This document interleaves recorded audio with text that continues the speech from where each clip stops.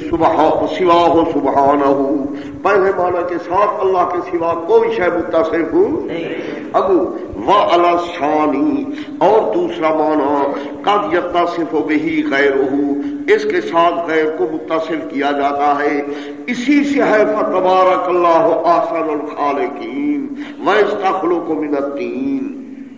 سمجھ لو اللہ کے آلوسی کی بات سمجھ لو کہ خالق کے دو معنی ہیں، ایک معنی اللہ پاک کا خاص ہے، دوسرا مخلوق پر اطلاق ہوتا ہے، یہ سمجھ لو۔ اور فہم سلف میں میرے بزرگوں علامہ آلوسی ویز تخلق من الطین پر لگے ہیں، اس کا معنی کرتے ہیں علامہ آلوسی مرحوم روح المانی میں۔ شاباش پڑھو، صفائی 61 میں ہے، فہم سلف نمبر 2 صفائی 61 کی ابتدا میں ہے، پڑھو۔ فرمائیں والمراد بالخلق، اور مراد خلق کے ساتھ ویز تخلق میں التصویر، کیا نقشہ بنانا، تصویر کا معنی والابراز، اور ظاہر کرنا علی مقدار معین، ایک خاص اندازے پر، لل ایجاد من العدم، تخلقوں کا معنی ایجاد من العدم، یہ نہیں کہ عدم سے وہ موجود کرتے تھے، یہ مراد ہے۔ سمجھے کہ ایک جواب سمجھ لو، خالق کے دو معنی سمجھ لو۔ اچھا اب رہا معتزلہ والا مسئلہ کہ اگر خالق خاصہ الہیہ ہے کہ اسے غیر کو خالق مانتے ہیں، پھر ان کو کیوں کافر نہیں کہتے ہو؟ اس کا جواب ہی تمہیں آ گیا کہ وہ بندے کو خالق اسباب کے ماتحت مانتے ہیں۔ کیا زبان ہلائی آوازہ نکلا، میں زبان کے ذریعے کلام کو کا خالق مانتی ہے، ہاتھ ہلایا کام کیا، پاؤں ہلائے کام کیے، وہ بندے کو خالق ما فوق الاسباب نہیں مانتے بلکہ سمجھ لو معتزلہ کو اس بات سے کافر نہیں کہا جاتا کہ اللہ پاک والی خالقیت وہ مانتے تھے۔ دیکھو عبارت پڑھو، میں پڑھتا پیا، ماخذ نمبر اول لکھا پیا اس میں عنوان معتزلہ کی عدم تکفیر، معتزلہ کی عدم تکفیر کا جواب، کہ معتزلہ کو کافر نہیں کہتے، اس کا کیا جواب ہے؟ پڑھو عبارت، ماخذ نمبر اول علامہ شہاب الدین تفتازانی شرح قید میں لکھتے ہیں، عقائد نسفیہ کی شرح میں لکھتے ہیں، نیچے لکھا میں صفحہ لکھا میں سب کچھ لکھا ہوا ہے، فرماتے ہیں او بل لا یجعلون خالقیت العبد، ہاتھ رکھو، نیند رکھ لو، ہاتھ رکھو، شامل تمہاری خاطر دماغ خراب کر رہا ہوں۔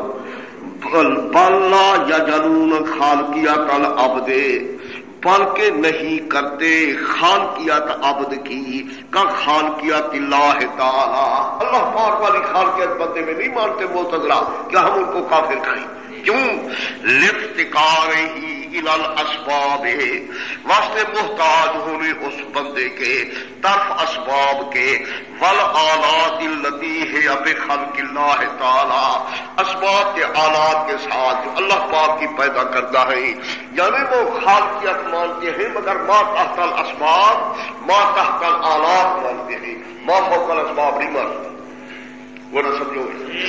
دوسرا ماخذ پہ پڑھتا ملا علی قاری رحمہ اللہ کا، علامہ ملا علی قاری رحمت اللہ علیہ شرح فقہ اکبر میں لکھتے ہیں، شرح فقہ اکبر کے اندر ملا علی قاری مرحوم لکھتے ہیں، اور سنو فرمائیں لے انہم، ہے عبارت ہے لے انہم لم یجعلوا العبد خالقا بالاستقلال، او بندے کو پھر استقلال یعنی ما فوق الاسباب خالق نہیں مانتے، بل یقولون انہ سبحانہ، بلکہ وہ کہتے اللہ سبحانہ خالق بالذات ہے، بندہ خالق ہے، بیدار پہ نیند ہے، بلکہ کہتے کہ والعبد خالق بے واسطہ تل، والآلات التی خلقہ اللہ تعالی بذاتہ، بندہ خالق ہے اسباب کے ذریعے، آلات کے ذریعے جس کو اللہ پاک نے بندوں میں پیدا کیا ہے۔ میں تمہیں پہلے سمجھا چکا ہوں کہ وہ ما فوق الاسباب خالق نہیں مانتے، ما تحت الاسباب مانتے ہیں. سمجھ گئے؟ بس یہ دو درجے حضرت توحید. پہلا درجہ توحید فی وجوب الوجود، دوسرا درجہ توحید پھر. اب تیسرا درجہ آئے ہوئے توحید کا. اور کافی نہ دیکھو، کتاب نہ دیکھو، میں نے دیکھو. تیسرا درجہ ہے توحید فی التصرف و تدبیر. کیا خیال کرو، خیال کرو، خیال کرو، بڑا خیال کرو. قرآن سمجھنے کے لیے یہ باتیں یہ مقدمے ہیں سارے. یہ سمجھو سو قرآن کا کو سمجھو انشاءاللہ. سمجھ لو. تیسرا درجہ توحید فی التصرف و تدبیر.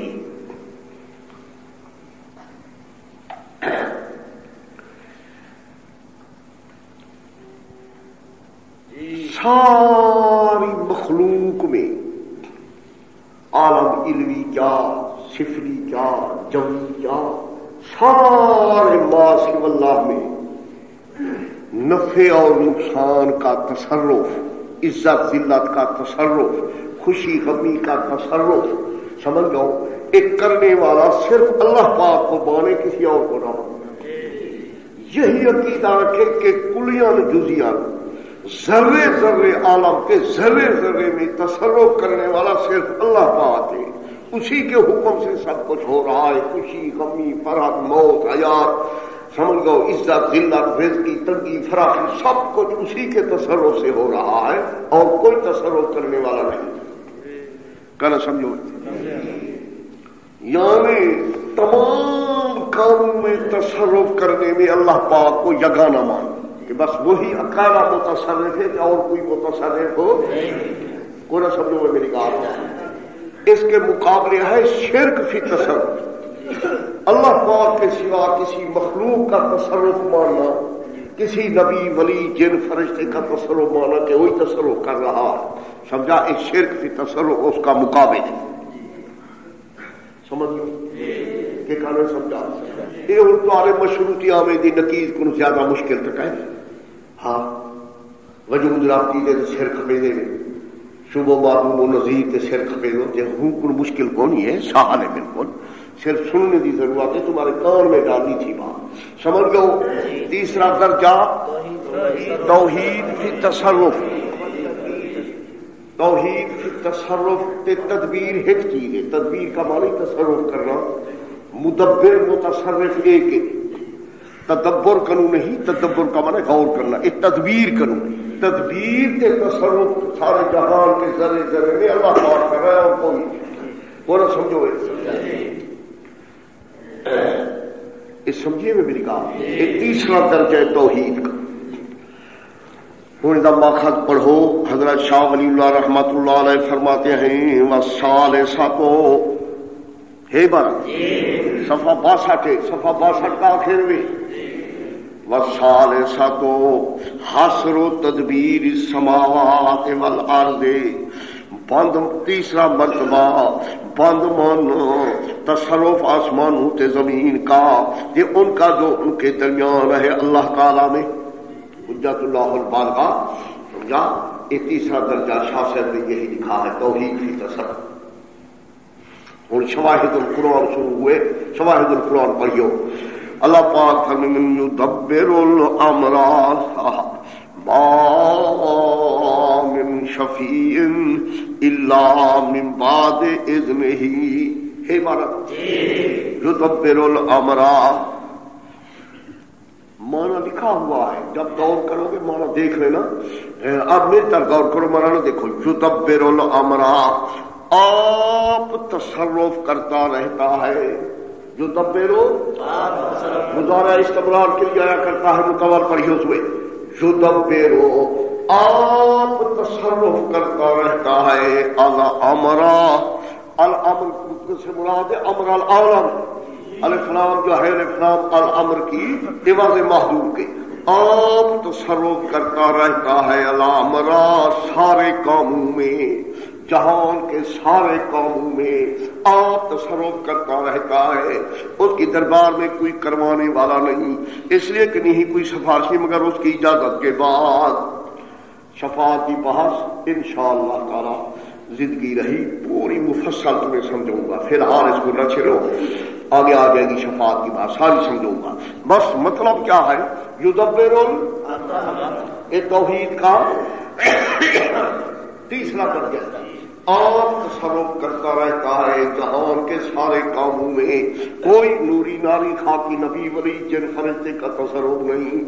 سبحان اللہ، گناہ ایسی عجیب کتاب ہے، قرآن نہ پڑھتے کہ بے دین ہو کر مرتے۔ اللہ پاک نے مقدس کتاب بھیجی تحقیق صحیح۔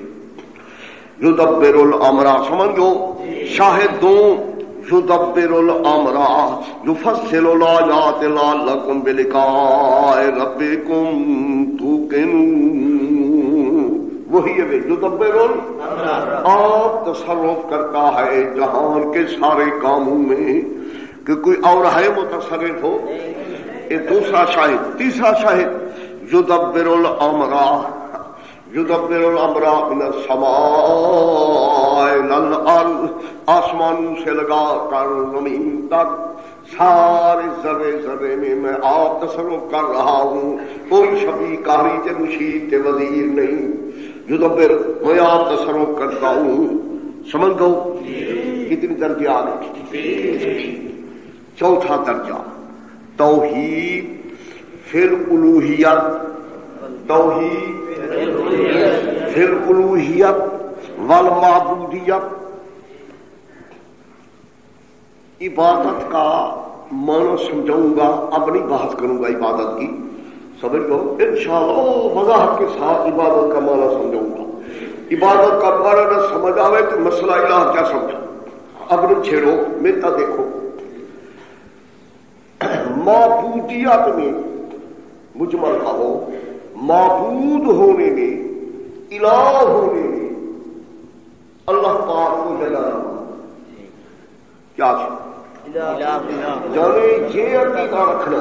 میں دیکھو سارے عبادت کے تمامی اقسام، ہر قسم کے تمام افراد اللہ پاک کے لیے بند ہے، کسی اور کے لیے سجدہ، نظر و نیاز، پکار، پھیرے، نوراتے، قسمیں سب اللہ پاک کے لیے بند ہے، کسی اور میں ہے نہیں۔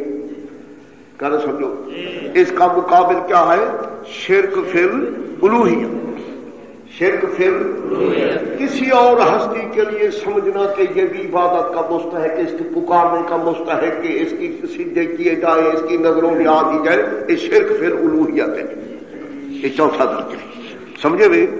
پڑھو ماخذ پڑھو، ماخذ پڑھو صفحہ 64 کے اندر حضرت شاہ صاحب رحمہ اللہ لکھتے ہیں وَالرَّابِعَةُ أَنَّهُ لَا يَسْتَحِقُّ غَيْرَهُ الْعِبَادَةَ، چوتھا درجہ ہے کہ اللہ کے سوا کوئی عبادت کا مستحق کوئی نہیں۔ آیا؟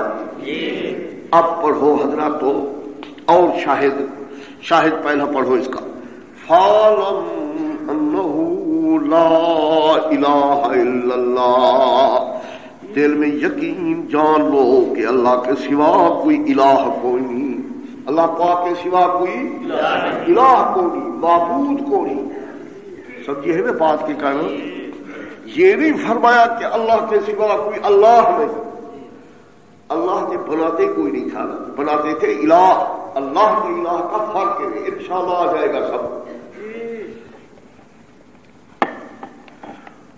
یہ چار درجات توحید یہ ہوگی، اور سارے میرتا دیکھو، کافی کی پیدا دیکھو، میرتا دیکھو، سنو ایک بات میرے کاکے ہو، انسان اور جن یہ دو قومیں ہیں مکلف، شریعت نبی ان کے پاس ہے۔ انسان اور جن نجات کی مدار توحید کے چاروں درجوں پر موقوف ہے۔ سنو نجات کی مدار، جہنم سے نجات پانے کی مدار توحید کے چار درجات پر موقوف ہے۔ اگر چارے درجوں میں آدمی موحد ہے تو نجات پائے گا، اگر چار درجات میں سے کسی درجے میں مشرک ہے تو باقی درجے کی توحید اس کو نجات نہیں دے سکے۔ کو نہ سمجھو گے، توحید کے چار درجے ہیں نہیں، چارے درجوں میں اگر آدمی موحد ہے پھر تو وہ جہنم سے نجات پاتا۔ اگر چار درجوں میں سے کسی درجے میں موحد ہے تو کسی میں مشرک ہے تو وہ نجات نہیں پا سکے۔ کر سمجھو کسی ایک درجے میں مشرک ہونے سے باقی درجوں کی توحید اس کو فائدہ نہیں۔ گال سنو میری بات سنو حضرت، عرض یہ ہے پرسوں انشاءاللہ بحث یہی ہونی ہے۔ مشرکین مکہ کون؟ توحید کے کتنے درجے ہیں؟ چار درجوں میں۔ یہ میرا دعویٰ نہیں، انشاءاللہ پڑھ لو گے، سمجھا؟ پڑھ لو گے، میں دلائل سے تمہیں سمجھا دوں گا۔ چار درجوں میں، اڑھائی درجوں میں وہ موحد تھے۔ کتنی میں؟ دو اور آدھا اور، اڑھائی درجے میں موحد تھے، 1.5 درجے میں وہ مشرک تھے۔ کل سمجھو، چار درجات میں سے اڑھائی درجوں میں کیا تھے؟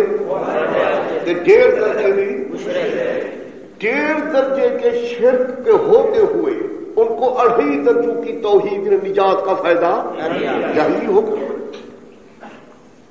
نجات کی مدار حضرت چارے درجوں پر، چارے درجوں میں توحید ہے کہ نجات ہے۔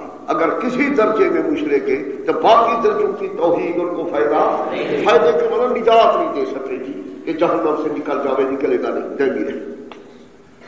سمجھ لو گا، یہ تمہارے کاپی میں لکھا ہوا ہے۔ دوسرا فائدہ مدار نجات کے بیان، یہی بات ہے، نیچے وہی لکھی ہوئی ہے جو کچھ میں عرض کی تھی، سمجھا؟ مدار نجات چارے درجے۔ ہوں صفحے 65 پہ آ جاؤ کہ ماخذ پڑھو اس کا، ماخذ نمبر اول، ماخذ پڑھو نمبر اول۔ الا تری ان مشرکی مکہ، شاہ ولی اللہ رحمہ اللہ لکھتے ہیں بدور بازدہ ہے، کس میں؟ الا تری ان مشرکی مکہ۔ اللہ پاک شاہ ولی اللہ رحمہ اللہ کی قبر پر لاکھ لاکھ رحمت اللہ، اس کے خاندان سے ہمیں توحید ملی۔ شاہ اسماعیل رحمت اللہ علیہ کی کتابوں سے، ان کی کتابوں سے ہمیں مواد ملا، ورنہ ملتی نہیں، بالکل بحث ہی کوئی نہیں کرتا۔ اس کے خاندان میں پوری خدمت کی۔ شاہ عبدالعزیز رحمت اللہ علیہ ان کے شاگرد جہاں جہاں گئے بس یہ مسئلہ انہوں نے کھولا۔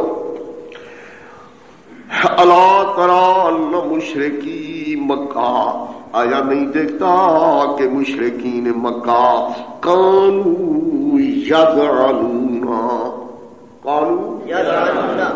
یہ زار اے مطلب یزعمون پڑھو، یزعمون، زار کا معنی یقین کر، کانوا یزعمون، تھے یقین کرتے تھے بے انصرام سلسلہ الوجود، بند ہونا سلسلے وجود کا اللہ پاک کی طرف، یعنی مانتے تھے کہ سب چیزوں کا وجود اللہ پاک سے حاصل ہے، اسی پر بند ہے، اور یہ ان کو پیدا کرنے والا۔ کما قال اللہ تعالی وَلَئِن سَأَلْتَهُم مَّنْ خَلَقَ السَّمَاوَاتِ وَالْأَرْضَ، اگر سوال کرو آپ ان سے کہ کس نے آسمانوں کو بنایا، زمین کو، البتہ کہیں گے کہ اللہ پاک نے بنایا لایا۔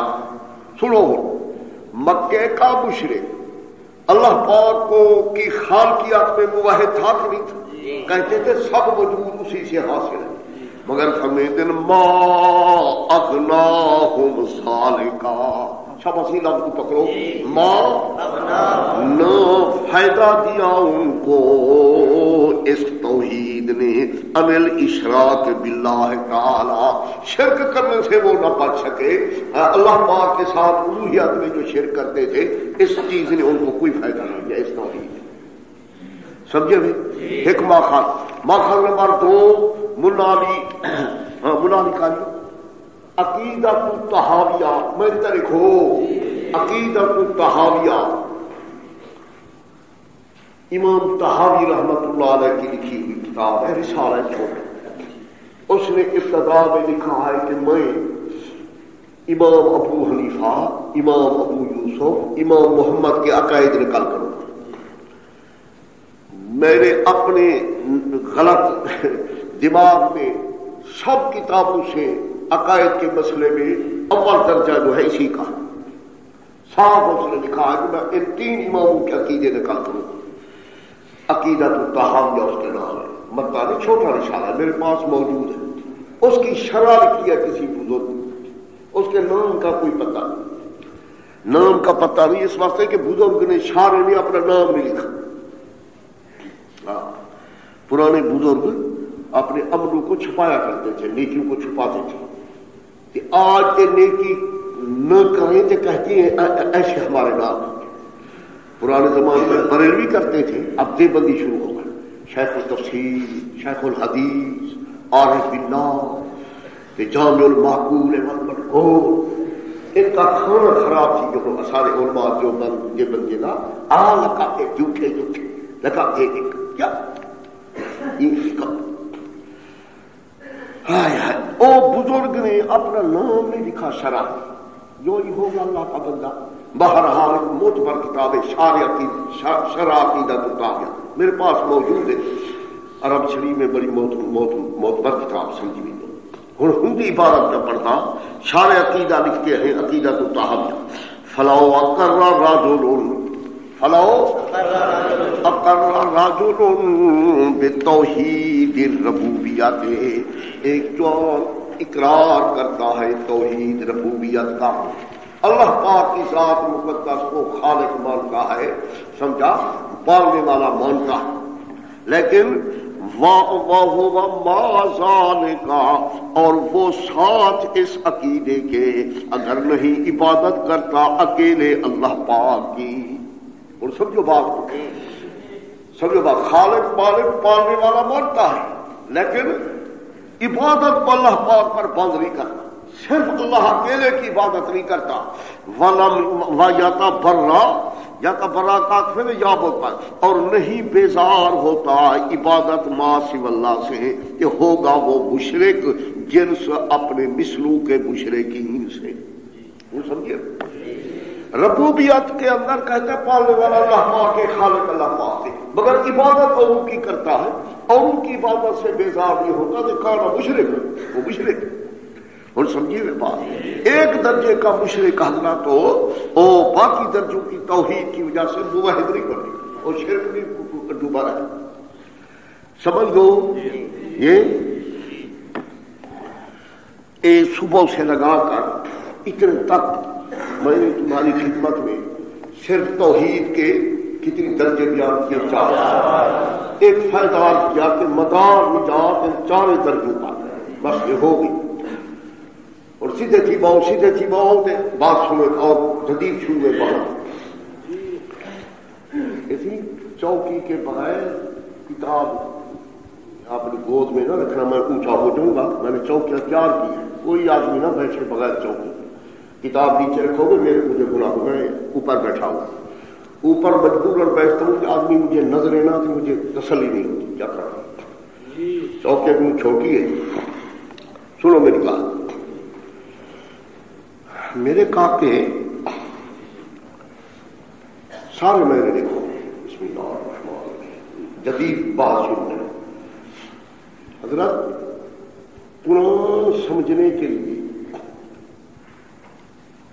توحید سمجھنے کے لیے میرا کہا نہ کرو، تھکایا نہ کرو، کتاب نہ دیکھو. جب میں تقریر کرا کتاب نہ دیکھو، سارا دن دیکھتے رہ گئے. بعد میں میری بات سنو، قرآن سمجھنے کے لیے، توحید سمجھنے کے لیے جہلیات اولا کے حالات کا جاننا ضروری ہونا چاہیے. اسلام کے آنے سے پہلے جو حال تھے اس کو جہلیات اولا کہتے ہیں. جہلیات اولا کے عقیدے، جہلیات اولا کے اعمال، جہلیات اولا کے اخلاق کا جاننا قرآن سمجھنے کے لیے ضروری ہے. کہنا سمجھتے تم ناراض ہو جاؤ گے، مبالغہ سمجھو گے. میں یہی کہا کرتا ہوں کہ ابو جہل علیہ لعنت کے عقیدے کے اعمال جو ہیں وہ قرآن کی شرح. حضرت زد متبین رشمات اللہ بزد وجود کا علم اس وقت آتا ہے جب عدم کا علم. شاہی کا علم تب آئے گا جب سفیدی آئے بدر کا. قرآن نازل ہوا تھا جہلیت اولا کی تردید کے. جب تک ان کے حال کا پتہ نہ لگے کہ کیا عقیدہ رکھتے تھے, کیا عمل کرتے تھے, قرآن سمجھ نہیں آتا. قرآن دانی کے لیے جہلیت اولا کا حال کا جاننا سمجھتے تو جہلیت اولا کے عقیدے اعمال کا پتہ رکھنا بڑا ضروری. کہنے سمجھا میں نے تو بڑا مواد لیا ہے, کتاب الاسنام ہے کل بھی کی, اس نے بتوں کے حالات لکھے ہیں, بڑا مواد ملا مجھے اس سے. توحید بھی ہے کہ کتاب الاسنام کا علم بڑا ضروری ہے. سنگوں کے ساتھ کیا کیا کرتے تھے, ان کو کیا سمجھتے تھے, وہاں پر تشریح جب تک نہ ہوئے اتنے تک قرآن نہیں سمجھا. سمجھیے گا اور ادھر ماخذ پڑھو. تمہارے یہ ماخذ لکھا پہ صفحہ 66 کے آخر میں ماخذ نمبر ہوا لکھا پہ. اچھا تھوڑی بات اور سنو.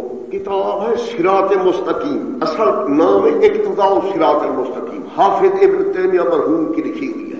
حملی المذہب ابن تیمیہ, حافظ ابن تیمیہ رحمۃ اللہ علیہ کی لکھی ہوئی میرے پاس موجود ہے. اس کے حاشے پر یہ عبارت ہے جو میں تمہیں پڑھا رہا ہوں. تمہارے کاپی میں لکھا ہوا ہوگا حامش صراط مستقیم, آخر میں اس کے حاشے سے نکل کی لکھنے والا اللہ جانے کون ہے. بہرحال اس کے حاشے پر یہ عبارت تھی اور سارے ہی عبارت کو پڑھو دے تو مولا کا ما استقا ما استقا حکمت عمر الفاروق رضی اللہ تعالی. حضرت عمر فاروق کی کیا سچی حکمت ہے, ماں کیا سچی ہے حکمت حضرت عمر فاروق کی. اس کا حکیم ہونا یہ لفظ حکیم ہو. ماں استا کا حکمت ہو. واقعی عمر تھا, فلسفہ اسلام تھا, باقی اسلام کا نبات تھا. میرے جب میں عبارت پڑھتا ہوں اس کا ذوق کئی دیر تک مجھ سے ختم ہی نہیں. سمجھا یہی ہے اس نے کہ دیکھو ما استا کا حکمت عمر الفاروق انما تنقض ارل اسلام میں, سوا اس کے نہیں, میرے طرح دیکھو لفظ کو دیکھو, سوا اس کے نہیں توڑ ڈالے گا اسلام کے کڑوں کو ارواتن ایک ایک کڑا کر کے.